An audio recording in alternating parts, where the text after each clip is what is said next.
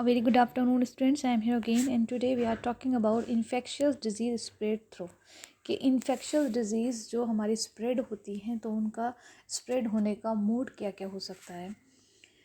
Okay तो पहला होता है हमारा एयर मीन्स जैसे कि जिन्हें हम वो बोलते हैं एयरबोर्न डिजीज़. जैसे ट्यूबरकुलोसिस है या फिर इन्फ्लुएंजा, कोल्ड, मिजल्स. इसमें अगर इन्फेक्टेड पर्सन अपना ड्रॉपलेट को एयर में थ्रो करे बिना हैंकी का यूज़ किए, बिना हाथ का यूज़ किए, स्नेजिंग करे, कफिंग करे, तो उसका जो वायरस है या उसका बैक्टीरिया है वो एयर में स्प्रेड हो जाएगा और वो एयर से वो नॉर्मल यानी कि नॉन इन्फेक्टेड पर्सन के पास में पहुंचेगा और उसको डिजीज़ कॉज करेगा. तो airborne disease due to bacteria और वायरस. कि एयर जो है कुछ एयरबॉर्न डिजीज़ जैसे कि बैक्टीरिया है या वायरस है उनसे होने वाली जो डिज़ीज़ होती है उनको स्प्रेड कराता है. जैसे एक एग्जांपल में हमारा common cold, influenza, measles and tuberculosis. ये डिज़ीज़ के बारे में हम पढ़ चुके हैं कि what is bacterial disease and what are viral disease. ये डिज़ीज़ सब पढ़ चुके हैं. तो हमें सिर्फ मोड देखना है कि एयर से कैसे ट्रांसमिट हो सकती हैं. कि अगर एयरबॉर्न डिजीज़ है तो एयरबॉर्न डिजीज़ का नाम याद रखना. एयरबॉर्न डिजीज़ में वो डिज़ीज़ होती हैं जो इनका वायरस या बैक्टीरिया एयर में पहले स्प्रेड होता है, देन वो नॉन इन्फेक्टेड पर्सन के पास में पहुंचता है. सेकेंड है फूड एंड वाटर. तो एक मोड फूड एंड वाटर भी होता है डिजीज़ कॉज कराने का. जैसे कि हमने जब कॉलेरा और टाइफाइड के बारे में पढ़ा था कि अगर इन्फेक्टेड पर्सन जो होता है वो ओपनली अपना यूरिया या फिर अपना म्यूकस को ओपनली बाहर निकाले और उसमें जो फ्लाइज होती हैं हमारी वो बैठे एंड देन वो हमारे फूड एंड वाटर पर बैठती हैं, क्योंकि उनका जो सोर्स ऑफ डिजीज़ है वो कंटामिनेट फूड एंड वाटर है. तो फूड और वाटर को वो कंटामिनेट बना देगी. तो फूड और वाटर कंटामिनेट होने के बाद अगर नॉन इन्फेक्टेड पर्सन उनको लेता है खुले में रखे खाने को या गंदे पानी को पीता है या गंदे खाने को खाता है, देन उसको वो डिज़ीज़ जो है उसके अंदर स्प्रेड हो जाती है. तो फूड और वाटर जो है वो हमारा सेकेंड सोर्स हो सकता है डिजीज़ को स्प्रेड कराने में. It is a cause due to contaminated food and water that contains bacteria, क्योंकि उसके अंदर बहुत सारे बैक्टीरियाज हो जाते हैं. क्योंकि अगर ओपनली खुले इन्फेक्टेड पर्सन म्यूकस को या उसका अपना स्टूल को अपने ओपनली डिस्चार्ज करता है, देन उस पर फ्लाइज बैठती हैं और फ्लाइज हमारे खाने पर, हमारे पानी पर बैठेगी एंड देन उसको कंटामिनेट कर देगी. और वो नॉन इन्फेक्टेड पर्सन अगर उसको ईट करता है देन उसके अंदर वो बैक्टीरिया जो है वो स्प्रेड हो जाता है. उसके एग्जांपल्स में आती हैं हमारी बैक्टीरिया, वायरस, वर्म एक्सेट्रा. ये कुछ सोर्स हैं जो डिज़ीज़ को कॉज कराते हैं. जैसे एग्जांपल में वो डिज़ीज़ है हमारी कॉलरा जिसे हम हैज़ा बोलते हैं, टाइफाइड एंड हेपेटाइटिस जिसमें पीलिया होता है, जॉन्डिस हो जाता है. ओके, इसका टारगेट ऑर्गन जो है वो हमारा लीवर होता है. ये सब डिज़ीज़ हम पढ़ चुके हैं ना. कॉन्टैक्ट्स नेक्स्ट है हमारा मोड ऑफ स्प्रेड में कॉन्टैक्ट है. कि अगर कुछ डिज़ीज़ ऐसी होती हैं जब हम उनके कॉन्टेक्ट में आए तभी वो स्प्रेड होगी. ओके कि अगर हम किसी इन्फेक्टेड पर्सन के कांटेक्ट में आ रहे हैं, वो उसका इन्फेक्टेड पर्सन की वो डिज़ीज़ हमारे अंदर स्प्रेड हो जाती है, बट कांटेक्ट में आना सबसे इम्पोर्टेंट उसका नेसेसरी होता है उसके लिए. Many disease spread by contact of infected person. कि अगर हम इन्फेक्टेड पर्सन के कांटेक्ट में आते हैं तो हमें कुछ डिज़ीज़ हो जाती है. जैसे कि हमने फंगल डिज़ीज़ में पढ़ा था, हमारा जो फंगल होते हैं यानी कि रिंगवॉर्म होता है जिसमें सर्कल्स बन जाते हैं रेड रेड. तो अगर हम किसी इन्फेक्टेड पर्सन के कांटेक्ट में आएंगे, उसका टॉवल यूज़ करेंगे, उसके आर्टिकल्स यूज़ करेंगे, तो हमें भी वो डिज़ीज़ जो है वो उसके कांटेक्ट में आने से हमें वो हो जाती है डिज़ीज़. जैसे कि हमारा एड्स है. कि अगर इन्फेक्टेड पर्सन यानी कि किसी को एड्स है उसके सेक्सुअल कांटेक्ट में आता है तो उसको भी एड्स जो है डिजीज़ स्प्रेड हो जाती है. सिफिल्स है. सिफिल्स जो भी एक एस टी डी एस होती है यानी कि सेक्सुअल ट्रांसमिट होने वाली डिजीज़ होती हैं जो सेक्सुअली ट्रांसमिट होती है. अगर किसी इन्फेक्टेड पर्सन के कांटेक्ट में अगर हम लोग आए और उसको एड्स है या फिर उसको सिफिल्स है, देन उसको भी वो एक स्प्रेड हो जाएगी. लेकिन उसके लिए क्या होता है, उसके लिए कांटेक्ट में आना सबसे नेसेसरी होता है. क्योंकि कांटेक्ट में आने के बाद ही वो स्प्रेड होगी. क्योंकि एड्स का अगर वायरस है वो हवा में नहीं फैलेगा. कि अगर हवा में फैल रहा है तो वो किसी नॉन इन्फेक्टेड पर्सन को भी हो जाएगा, लेकिन उसके लिए इंपॉर्टेंट है कि वो उसके कांटेक्ट में आए, देन उसको ही तब एड्स होगा. और सिफिल्स जो एस टी डी एस होती है सेक्सुअल ट्रांसमिट होने वाली जो डिज़ीज़ है, ये भी सेक्सुअल कांटेक्ट में आने की वजह से ही स्प्रेड होती है. नेक्स्ट है बॉडी फ्लूड. बॉडी फ्लूड यानी कि हमारी बॉडी से जो निकलने वाला फ्लूड है, अगर हम लोगों के अंदर वो जाए, देन हमें भी वो डिज़ीज़ हो सकती है। जैसे कि ब्लड, कि अगर ब्लड हम ट्रांसफ्यूज़न कराते हैं और किसी को एड्स है या ब्लड ट्रांसफ्यूज़न हो गया बाय मिस्टेक, तो उसके अंदर भी वो एड्स का जो वायरस है वो स्प्रेड हो जाएगा। सीमन, सीमन मेल का जेनिटल ऑर्गन से निकलने वाला लिक्विड होता है, मेल के जेनिटल पार्ट से, ठीक है, उसे हम सीमन बोलते हैं। अगर सीमन जाता है किसी ये सीमन फ्लूइड जो है किसी फीमेल की विजाइना में उसके अंदर जाता है तो उसको भी वो डिज़ीज़ हो जाती हैं।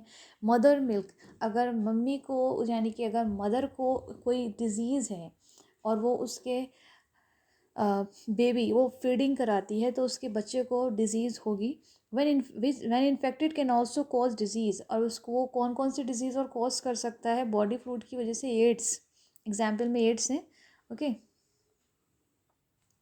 नेक्स्ट है हमारे एंटीबायोटिक्स। एंटीबायोटिक्स क्या होती हैं? एंटीबायोटिक्स का है केमिकल ड्रग्स, जिसे हम मेडिसिन्स बोलते हैं, मेडिसिन्स बोले या ड्रग्स बोले, तो दीज आर द केमिकल्स। ये केमिकल्स होते हैं क्योंकि बहुत सारे किसी एलिमेंट से मिलकर बनते हैं तो केमिकल्स बन जाते हैं, ठीक है।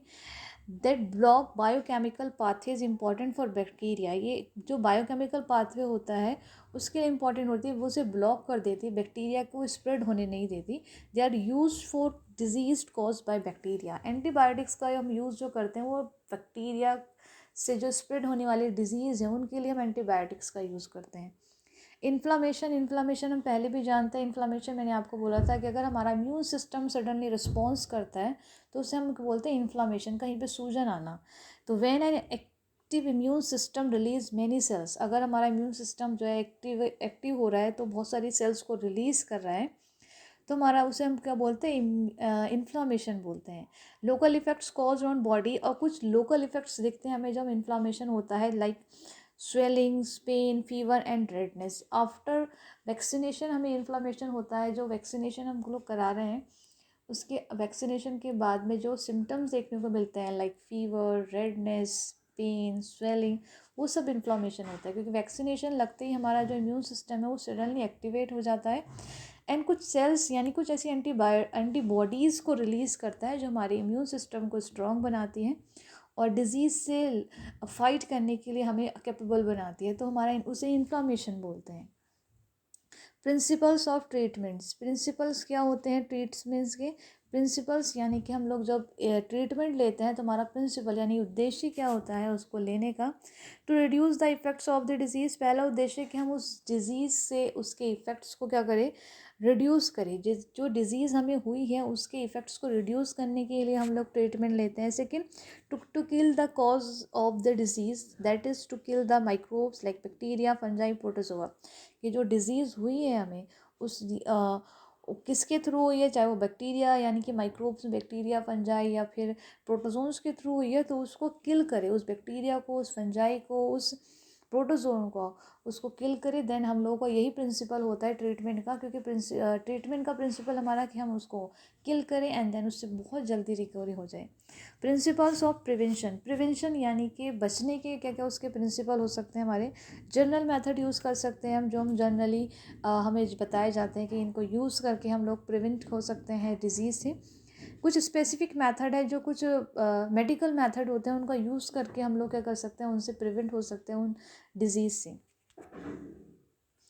Prevention of exposure can be done the following ways. कुछ इन वेज को हम लोग क्या कर सकते हैं, इनको यूज़ करके हम लोग काफ़ी हद तक डिजीज़ से जो है प्रिवेंट हो सकते हैं। For airborne infections, valid visiting public place, cover your nose and mouth while coughing. देखो, एयरबोर्न डिजीज़ जो होती है यानी कि जब डायरेक्टली कोई इन्फेक्टेड पर्सन अपनी कफिंग करता है, अब without mask, without hankies and without अपना हैंड को वहाँ पर रखें और वो एयर में अपना ड्रॉपलेट को थ्रो कर रहा है तो उससे डिज़ीज़ कॉज हो रही है। तो हम कैसे बचें हम उसको स्प्रेड करने से? कि हम सबसे पहले तो विजिटिंग पब्लिक प्लेस पर अपने आप को कवर रखें, अपने मुंह को, नोज़ को रखें, ताकि जो इन्फेक्टेड पर्सन है उसकी ड्रॉपलेट हमारे ऊपर ना जाए, या फिर हम लोग अगर इन्फेक्टेड हैं तो हम लोग किसी को स्प्रेड ना करें। एंड माउथ वाइल कफिंग, अगर हम लोग कफिंग है तो अपने मुंह को बंद रखें ताकि हमारा जो वायरस है वो बाहर ना निकले। Four, waterborne infection. और वाटरबॉर्न इन्फेक्शन से कैसे बच सकते हैं? Drink clean and boiled thinking water. कि हम लोग क्या करें, जो हम लोग वाटर ले रहे हैं उसको हम क्या करें, उसको बॉईल करें, क्योंकि वो बॉईल करने से उसका जो बैक्टीरिया है वो वहीं मर जाता है और हम लोग क्लीन वाटर को ले सकते हैं। फॉर वेक्टर बॉर्न इन्फेक्शन, जो वेक्टर बॉर्न इन्फेक्शंस है यानी कि जैसे कि मॉस्क्यूटो है, हमारा जो मलेरिया कॉज कराता है वो वेक्टर के थ्रू कॉज होता है। तो हमें क्या करना है, वो वेक्टर बॉर्न डिजीज़ से बचने के लिए हमने सराउंडिंग जो है क्लीन रखना है बहुत ज़्यादा, ताकि वहाँ पे मच्छर यानी कि जो मॉस्क्यूटो है उसकी ब्रीडिंग ना हो, और ब्रीडिंग नहीं होगी तो हम लोगों को डिजीज़ नहीं होगा। Self immune system that can fight, अपना इम्यून सिस्टम इतना स्ट्रॉन्ग बनाए कि अगर कोई हमारी बॉडी में कुछ इन्फेक्शन होता है तो हमारी एंटीबॉडीज़ जो हैं वो उसे वहीं किल करें और हम लोग उससे बहुत जल्दी रिकवर हो जाएं। Availability of proper and sufficient food for everyone, जो प्रॉपर फूड होता है, जो बैलेंस डाइट है वो हमारे लिए सफिशिएंट होती है तो हम सबको वो लेना चाहिए। देन उससे हम प्रिवेंट हो सकते हैं। अपना हाइजीनिक फूड लेके, अपने बैलेंस डाइट को लेके हम लोग काफ़ी हद तक जो है उससे डिजीज़ से प्रिवेंट हो सकते हैं। जो नॉर्मल ईयरबोर्न डिजीज़ हो, वाटर बोर्न डिजीज़ हो, या वेक्टर बोर्न डिजीज़ हो, या फिर इम्यून सिस्टम ये हमारी प्रोटोजोन्स डिजीज़ हो, इन सब से हम बच सकते हैं। अगर कुछ ये जनरल मेथड यूज़ करेंगे तो हम डिजीज़ से बच जाएंगे। ओके, नेक्स्ट है हमारा स्पेसिफिक वेज। स्पेसिफिक वेज में होता है कि गिविंग वैक्सीन, जो मेडिकल मेथड होते हैं कि हम लोग को क्या क्या करना है। स्पेसिफिक मेथड में अगर कोई बीमारी यानी कि कोई वायरल डिजीज़ अगर फैली है तो देन हम उससे वैक्सीन्स कराएं।